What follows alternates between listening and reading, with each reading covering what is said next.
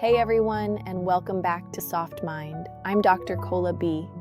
As a psychologist, I'm dedicated to exploring the why behind our most common relational patterns. Today, we need to dismantle one of the most popular and most damaging pieces of modern breakup advice: the idea that you win by acting like you don't care.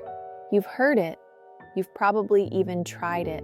After a painful separation or when you're in that agonizing situationship, the common wisdom is to go cold, to perform indifference, to post that thirst trap story, to be seen out laughing, thriving, to wait exactly 48 hours to reply to their text with a one-word answer. We're taught to treat the breakup like a game of poker, where the first person to show they're in pain loses. But I am here to give you the clinical, unvarnished truth, and I need you to hear this. Performative indifference is not power. It's a performance. It's a reactive, high-effort strategy that keeps you just as tangled in the dynamic as you were before. There is a profound difference between the mask of indifference and the medicine of a real boundary. Indifference is a weapon aimed at them. A boundary is a shield built for you. Today, we're going to dismantle why faking aloofness almost always backfires, and I'm going to give you the exact language for setting warm, firm boundaries that actually create peace, build self-respect, and finally let you heal. 1. The indifference trap. Why fake aloofness backfires. Let's be very clear about what we're talking about. I am not talking about the genuine, neutral indifference that comes months or years later as a natural byproduct of healing. I am talking about performative indifference, the act of pretending to be unbothered when you are, in fact, very bothered. It's silence as a tactic. It's posting a story for them to see. It's an act of emotional self-suppression designed to provoke a reaction. And here's why, psychologically, this strategy will always fail you. First, it's exhausting and inauthentic. When you perform indifference, you are in a state of cognitive dissonance.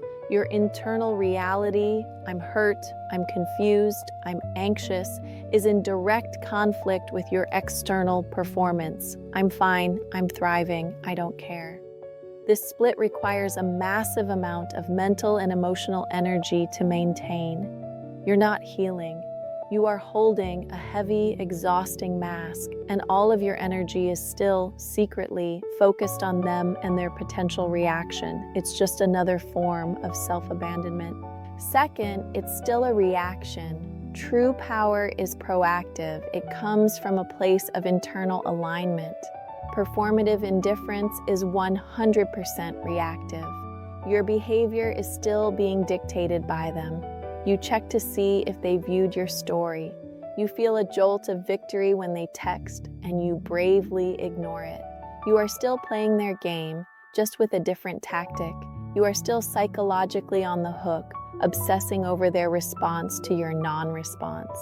Third, it backfires externally. People, especially those with avoidant or manipulative tendencies, are often masters at sensing inauthenticity. They can feel the emotional charge behind your silence. They know you're not calm, you're just cold. This doesn't build respect. It just invites them to play the game back, creating a cold war of two people pretending not to care, which solves nothing and heals no one. Or worse, they misinterpret your indifference as genuine, which validates their own withdrawal and allows them to move on guilt-free, thinking you never really cared anyway.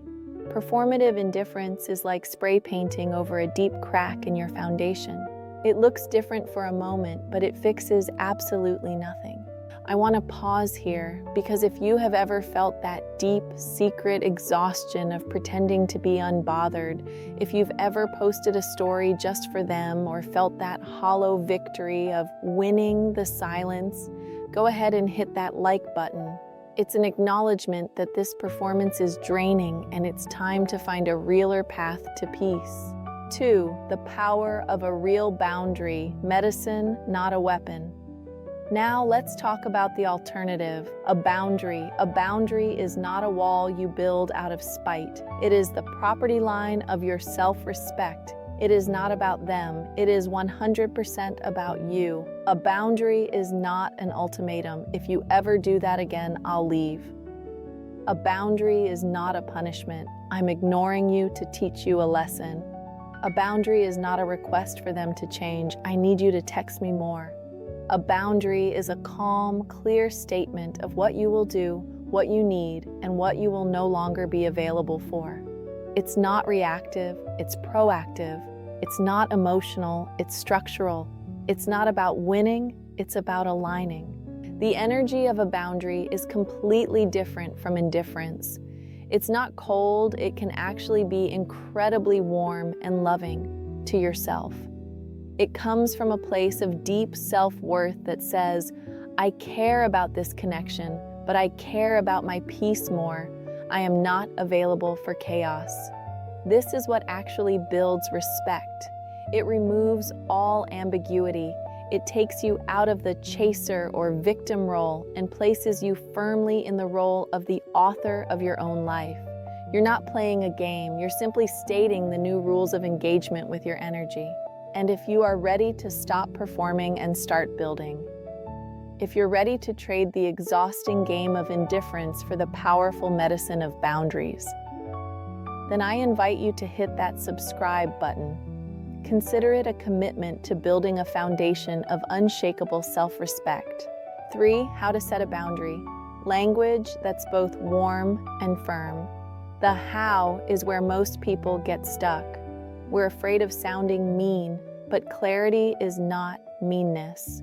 Clarity is kindness. It's kind to you and it's ultimately kind to them, as it leaves no room for the old, painful ambiguity. The formula is often a moment of validation or warmth, optional but kind, plus a clear I statement of your reality, need, plus a clear, non-negotiable conclusion. Let's run through common scenarios. Scenario 1, the hey come back text from S4EZO1, Indifference, the game, ignore them, check your phone 100 times to see if they double texted, post a hot story. The boundary, the medicine. I appreciate you reaching out and I genuinely wish you well, but I've realized I'm not available to reopen this connection. I'm focusing on my own path now. Why it works. It's warm, clear, and final. It's not angry. It doesn't ask why. It simply states your new reality. Scenario 2, the can we just be friends? Breadcrumb indifference. The game. Yeah, totally sounds good. While your stomach is in knots because you've just abandoned yourself. The boundary, the medicine. I'll always value the good parts of our connection, but for my own healing, I know I need to make a clean break. I'm not able to be in a friendship right now. I wish you the best. Why it works. It's honest. It's self-honoring. It takes your needs into account first. It's not a rejection of them. It's an acceptance of your own requirements for peace. Scenario 3, the I'm just not ready for a label, ambiguity, indifference, the game. Oh yeah, me neither. I'm super chill. While you are internally spiraling in anxiety. The boundary, the medicine. I really enjoy the time we spend together. I've also gotten clear on what I'm looking for, and I'm at a place where I'm ready for a relationship with consistency and clarity. I'm not available to stay in an undefined dynamic. I need to know we're on the same page. Why it works. This is the scariest one because you're still in the dynamic. But it's the most powerful. It's not an ultimatum, be my boyfriend or else. It's a statement of your reality. You are not asking them to change, you are stating your terms. They are then free to either meet those terms or not. The power is back in your hands. The tone for all of these is calm certainty, not angry, not pleading. It's the simple, grounded energy of truth. 4th, the hardest part, what to do after you set the boundary setting. The boundary is the speech. Enforcing the boundary is the action. This is where 90% of the work lies, because they will test it. That is a guarantee. When you set a boundary with someone who is used to you being endlessly flexible, they will almost always push back. This is a psychological phenomenon called an extinction burst. When a behavior that used to work, e.g., their ambiguity, suddenly stops working, the person will often escalate the behavior in a panic before they finally give up. They might say, "You're being so cold, dramatic, guilt-tripping. But I really miss you. Can't we just talk?" Bargaining. "Fine, whatever, I didn't care anyway." Defensiveness. Or they might just ignore your boundary entirely. Your job in this moment is one thing and one thing only: hold the line. Holding the line means do not get pulled back into a negotiation. Your boundary is not up for debate. Do not over-explain or defend it. You don't owe them a 10-page essay. "I've said what I needed to say" is enough. Enact your consequence. If your boundary was, "I'm not available for this connection," your action is to not be available. This means you mute, you block, or you simply do not reply to their attempts to re-engage. Manage your own discomfort. This is the real work. The moment you hold the line, you will feel uncomfortable. You'll feel guilty. You'll feel anxious. You'll feel mean. This is the moment your old programming is dying. This is the moment you must self-soothe. You must remind yourself, this discomfort is temporary. This is the feeling of self-respect. I am choosing my peace. Indifference is a performance that leaves you exhausted and still focused on them. A boundary is a decision that, while painful at first, builds a foundation of self-trust and leads to real, lasting peace. This is Dr. Kola B. Thank you for being here and doing this brave foundational work. This is the pivot from being a passive participant in your life to becoming the active, conscious author. If this message gave you the clarity or the courage to set a boundary you've been avoiding, please like this video and subscribe to the channel. And I want you to share this with a friend who over-explains. We all know one. Let's help each other reclaim our power. Now that you've set the boundary, let's talk about what happens on the other side of that silence. Go watch our next episode, Do They Regret Losing You? Quiet Signs You'll Miss, as it's the perfect follow-up. Remember, you're not being mean, you're being clear, and clarity is the ultimate act of self-love. I'll see you next time.